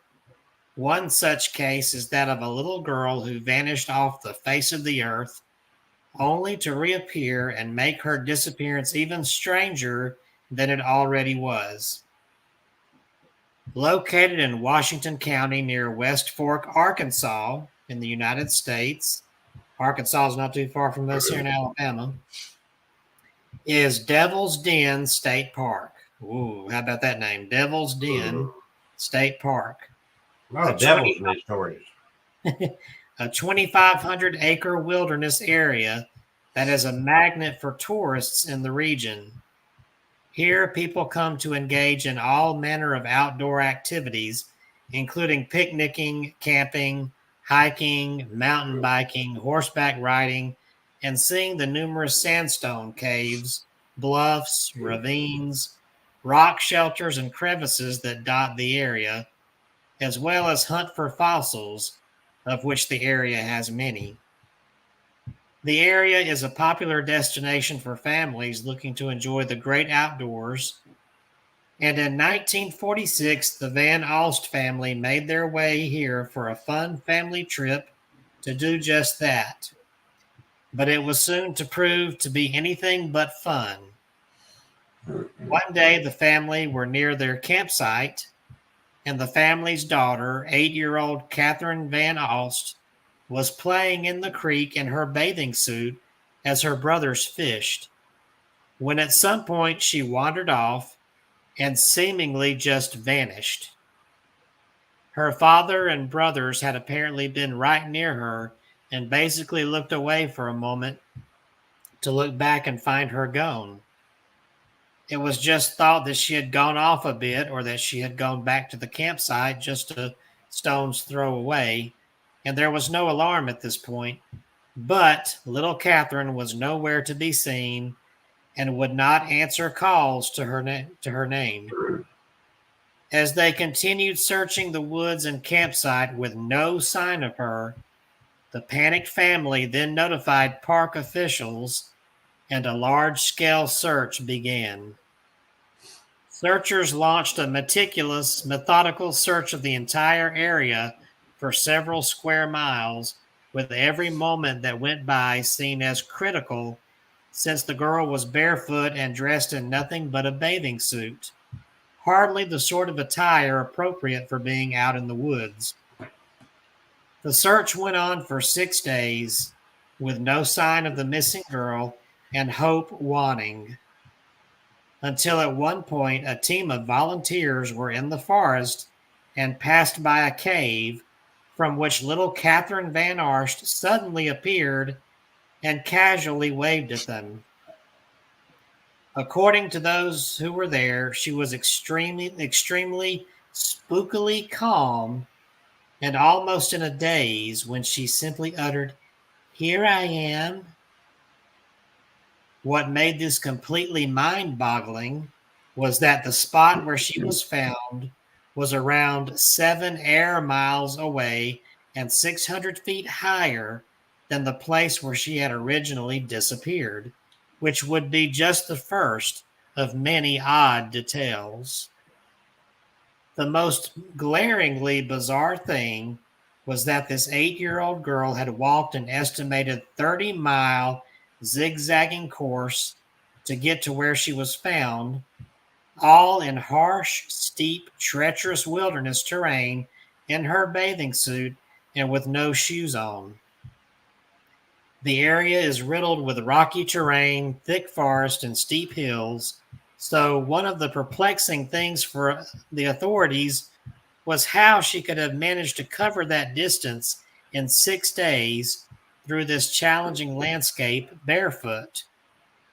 Her feet were described as swollen, and she was also covered with insect bites and scratched from briars, so it was apparent she had done some wandering, but she also did not seem to be in nearly as poor condition than one would have been suspected to be, and she had covered so much distance that even a properly equipped adult would have had a tough time matching it.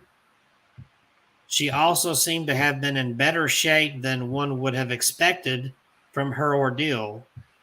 The cave she was in just happened to have a freshwater spring, and despite various cuts and bruises, she was not much the worse for wear, all things considered. Another oddity was that the place where she was found had already been thoroughly searched by aircraft and tracker dogs twice without having found any trace of the girl. So why had she just suddenly appeared there, and why had she been so remarkably calm after such a frightening experience? The strangeness would only continue from there. According to missing person researcher David Paulides, author of Missing 411, Western United States and Canada, Unexplained Disappearances of North Americans That Have Never Been Solved, there were several oddities when police actually spoke to the girl. She allegedly claimed that she did not remember much about the 6 days that she had been missing, merely saying that she had eaten berries to stay alive and found herself in that cave. Paulides has mentioned that the area was overgrown with many types of poisonous berries, so that she chose the right ones to eat has been seen as curious, especially since she had no real outdoor experience. The girl also supposedly made some strange remarks. She explained that when she had gone missing, she had simply been unable to find her campsite or her father and brothers, despite being right near them. And she would also claim that on several occasions she had shouted out to people searching for her, but they had apparently not been able to hear her. She also says that she had seen the tracker dogs, but had been too afraid of them to approach. According to Paulides, she also made the strange mention of how she had slept in, quote, warm grass, end quote, on the first night she went missing, without elaboration on what this cryptic statement meant. All of these weird clues have fired up quite a lot of speculation as to what happened to Catherine, much of it quite sensational and leaning fully into the oddness. One is that she was lured away from her family by strange, unexplained forces, and possibly even carried to where she was found and taken care of by these entities. Everything from fairies to Bigfoot to UFOs have been suggested in paranormal forums, and much has been made of the fact that this area was once feared as a place of spirits by the local tribes. Yet there has been some criticism as to how the case has been presented, that the more outlandish elements have been emphasized to make it more mysterious than it really is. However, all of these seemingly strange clues and the fact that a little girl in a swimming suit was found alive after 6 days in the wilderness have managed to keep this case making the rounds, generating plenty of discussion and debate. What happened to this girl? Is this all explainable, or is there something more to it? No one seems to really agree on what the right answer to that might be, and the case has remained a mystery. So what do y'all think of that? From Fayetteville, Arkansas to Bennington, Vermont. This next case happened exactly 8 years to the day before I was born. On December 1, 1946. The day began like any other in Bennington for Paula Weldon, who at that time was an 18-year-old sophomore at college. She worked 2 shifts at the school's dining hall, came back to her room, and conversed for a while with her roommate, Elizabeth Johnson. Then she told Johnson, "I'm all through with my studies. I'm taking a long walk." She headed out around 2:45 p.m., according to Johnson's recollections. She was wearing a distinctive red coat with a fur collar, jeans, and a lightweight sneakers were on. Given that it was cold, though there was no snow, the temperatures were predicted to be sub-freezing by nightfall. She seemed either very underdressed for a walk in the woods or was only planning to be out for a very short while. That is only one of the unsolved mysteries surrounding Walden's appearance and behavior that fateful November day. Shortly thereafter, a blonde, slight, red coat-clad young woman was seen by Danny Fager, the owner of a gas station that at the time was across the street from the college gates. Fager said the girl ran up the side of the gravel, a pit near the college entrance, then ran down it again. Then she went out of view. Later, search parties would call in a bulldozer to sift through the gravel pit on the off chance that she had become buried alive, but there was no evidence found. Just prior to 3 p.m., Lewis Knapp of Woodford picked up a girl hitchhiking on Route 67A, which was just outside the college entrance. His description of her matched Weldon. When climbing into his truck, the girl nearly slipped, and Knapp warned her, "Be careful."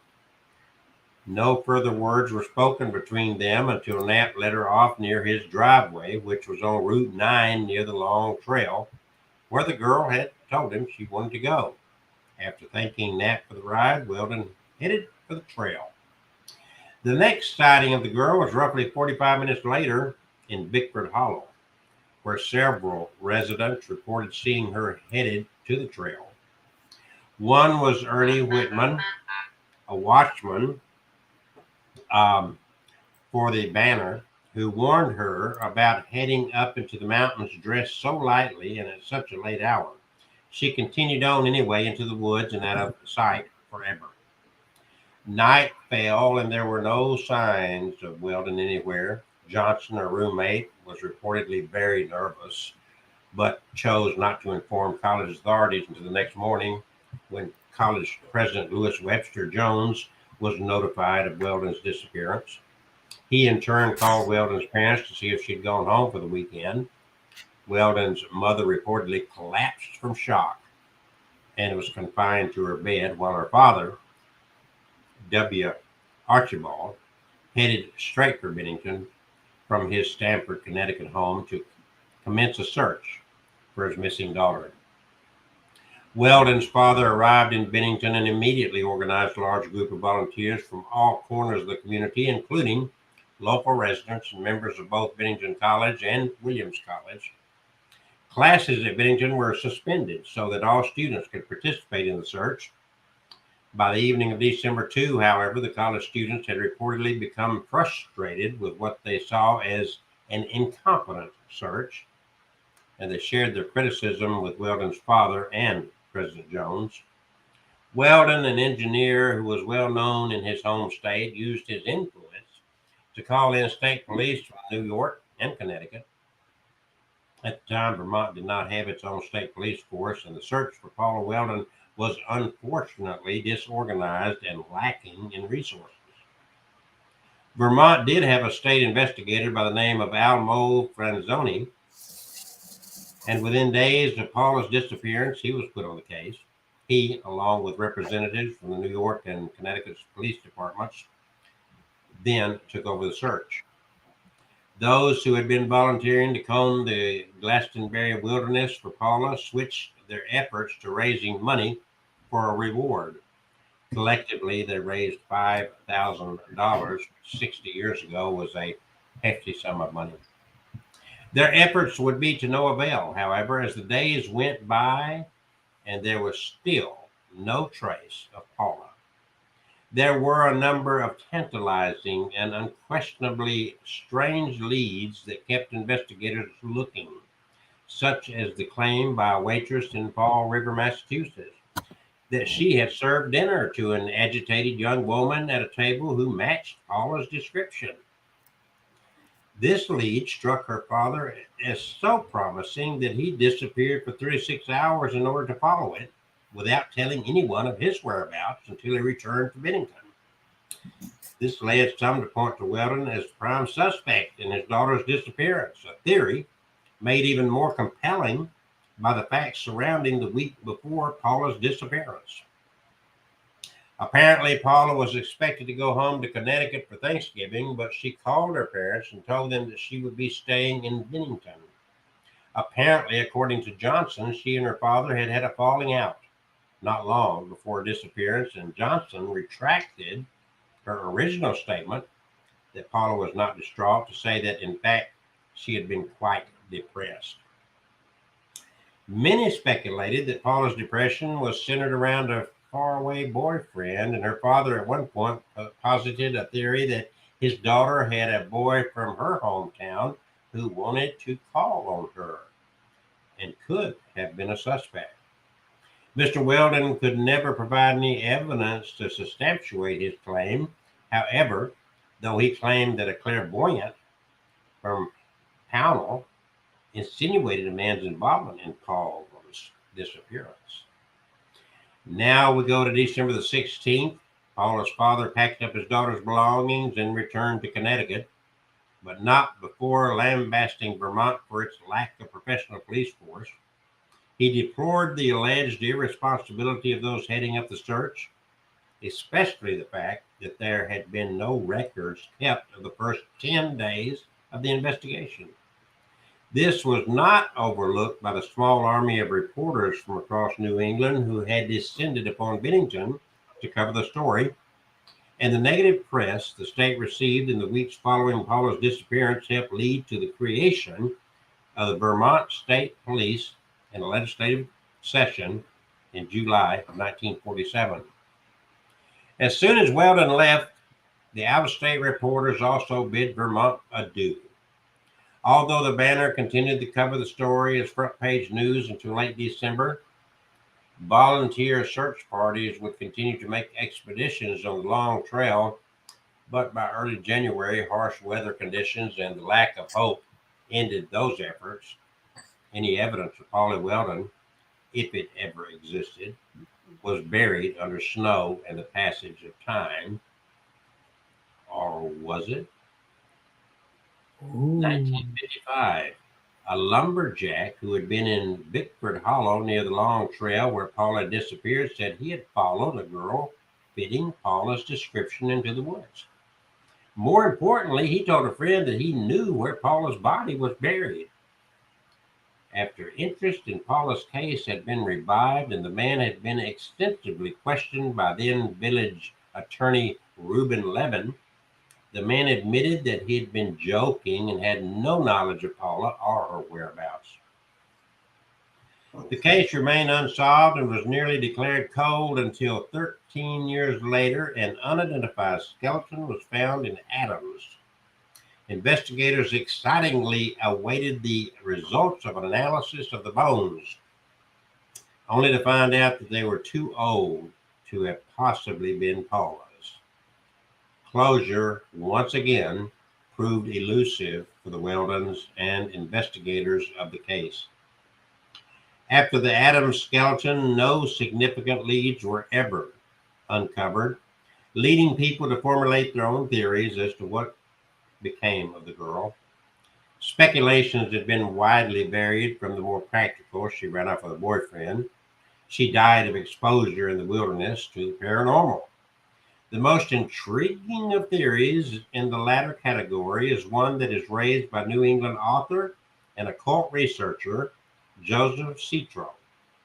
He coined the term the Bennington Triangle to describe an area of southwestern Vermont within which 5 people disappeared between 1945 and 1950, including Paula. He links these disappearances to a special energy that inhabits the Glastonbury Wilderness area that attracts visitors from outer space, who most likely snatched up Paula and the subsequent missing persons. For his part, current director of the Vermont State Police, James W. Baker, has no particular theory on Paula's disappearance, saying that since I wasn't directly involved, I can't speculate on the case. However, one thing he can say definitely is that the Vermont State Police came into existence because of Paula, and since their inception in 1947, they have been responsible by statute for all wilderness search and rescue missions. Nothing that states like Maine and New Hampshire have wildlife agencies do wildlife rescues. Baker said that Vermont State Police's mandated responsibility to coordinate wilderness search and rescue efforts comes directly out of the Paula Weldon case. He also said that just 2 weeks ago he was talking with the head of the State Police Search and Rescue Committee, and she had expressed interest in researching the case to put, as Baker put it, a new set of eyes on the case. So, the case of Paula Weldon cold? Technically, yes, says Baker, but it still remains open should any leads come up. Whether or not any new information emerges, it is unlikely that anyone familiar with Bennington history will be able to head up the long trail and not think of Paula Weldon's ill-fated journey now almost 68 years ago. And there is my story, leading back into my dear friend Abel's brother Cain. Ah, we got 9 minutes in this article. I got pulled up here. Interesting story, is it not? Yeah. And speaking of triangles, this one I have here I wanted to do before we get to the end here is about the Nevada Triangle. Is the Nevada Triangle, which connects to Fresno, linked to unexplained disappearances? 11 years ago, hikers found identification belonging to Steve Fawcett, world famous aviator and adventurer who had vanished a year earlier. The vast search for Fawcett focused attention on what is now called the Nevada Triangle. It's an area not nearly as famous as infamous as the Bermuda Triangle, but has seen far more disappearances. In 2007, famed aviator Steve Fawcett flew out of a landing strip in northern Nevada and vanished. For months, searchers combed the rugged mountains looking for Fawcett. What they found were 8 other plane wrecks no one knew about. By one estimate, 2,000 planes have vanished in the last 60 years in what pilots call the Nevada Triangle, the vast area between Las Vegas, Reno, and Fresno. That averages out to about 3 planes per month, far more than have ever disappeared in the more infamous Bermuda Triangle. Scientists have determined that strong winds from the Pacific create a powerful downdraft when they cross the Sierra, strong enough to slam small planes into the ground. But many of the aircraft that have gone missing weren't small at all. A 524 bomber and other military craft among them. Powerful winds and treacherous weather are major factors in why so many planes crash or vanish in what's called the Nevada Triangle, but it's more than just planes that disappear. It's also people. Then I pulled out a map of Nevada and California and almost fell out of my seat because the largest cluster zone we've established is in that Nevada Triangle, and there's 2 other cluster zones also in that triangle, said David Paulides, investigator and author of Missing 411 books. For 9 years, former police officer turned author David Paulides has scoured through about 20,000 missing persons files. Based on very specific criteria, he's whittled them down to about 1,200 seemingly inexplicable mysteries, people who vanish under unusual circumstances. In a series of books, Missing 411, Paulides has identified dozens of clusters, many of them national parks or forests, where the number of missing is way out of the ordinary. 3 of those clusters exist within the Nevada Triangle, including, at the top of the list, Yosemite National Park. There's no concrete one item that can say this is causing that, and because of no tracks, no scent trail, no witnesses, we've had people say it's got to be UFOs. It's got to be reptilians, Bigfoot. It's got to be this. In reality, I don't think you can say it's just one thing, Paulides said. Often the missing vanishes into thin air, while with other hikers. Dogs are unable to pick up any scent. There are no tracks. Small children who vanish are found a day later, many miles away over mountain ranges. Human abductions and animal attacks are ruled out. For years, Paulides requested lists of the missing from the National Park Service, but was told they don't keep any such list. More recently, Yosemite officials have opened up.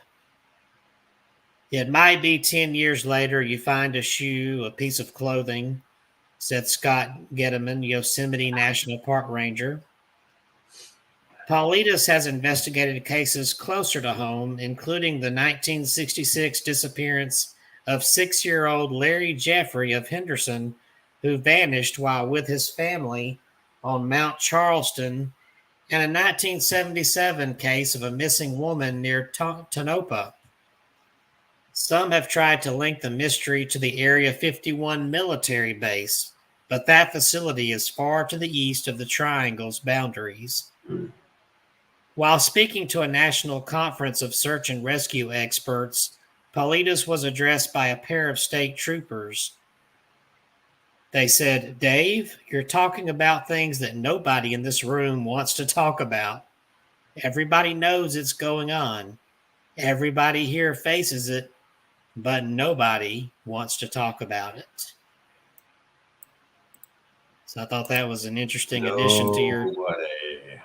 Yeah, nobody wants to talk about it. Well, I say we call it quits there. It's 4 minutes till 9, and that way we won't. Yes, 2 hours we've been on. I am already tired. Tarred and feathered. So, I'm sorry. Tarred and feathered. I built this amazing psionic helmet. Be sure you order it off the DYBBUK.com. Okay. Look at that. You can go mining in that thing. I don't know that I would want to. I like these helmets. Yeah. I'm going to actually try it out along with a wishing machine this week because I've got one that I'm building out. Okay, so what needs to happen is everybody needs to go to the wishdr.com, and they also need to go to YouTube and go to the YouTube channel, the Wish DR, and also to TikTok, and also to Facebook, same name all the way across the board. And you can get a lot of very interesting and detailed information as to what this is all about, if you want to know. And also you can reach me at 888-501-6689, and I'll be glad to talk to you about it, just to enlighten you. If it may interest you, and it may not, but if you don't know, you can't decide. And again, next weekend, not this weekend, but the next weekend, the first weekend of June, the 4th and 5th, we are going to be at the Comic Con at BJCC in downtown Birmingham for 2 full days, 10 o'clock till it ends on Saturday, and I think 10 to 5 maybe on Sunday. Yes. And please, if you are in the vicinity, drop by and get a selfie with us and get a book or whatever. And at the very least, we'll be doing a little live streaming and checking in on the internet. So follow us along, folks. Thank you for joining us tonight. Any last words, folks? Any last words? Any final words? Be safe. Be safe. Be safe. Happy holidays. A real quickie here, folks. Real quick. The deal is this. Go back and listen to this. We covered 2 or 3 times. Omar finally shows up. Hey, Omar. Go back and listen to this, Omar. We had updates on the DYBBUK box that was open 2 weeks ago, and you'll want to do that. Very late, but the show is archived, which is, I'm sure you know. Thank you for joining us. Thank you for saying hello. We're glad to see you, Omar. And we're going to sign off. Sayonara. That was weird. Peace and love, as Ringo Starr would say. Yes. And as Kevin Kane would say, and I don't know what she would say. She would say, I'm tired. Tarred and feathered. Bye. Bye, everyone.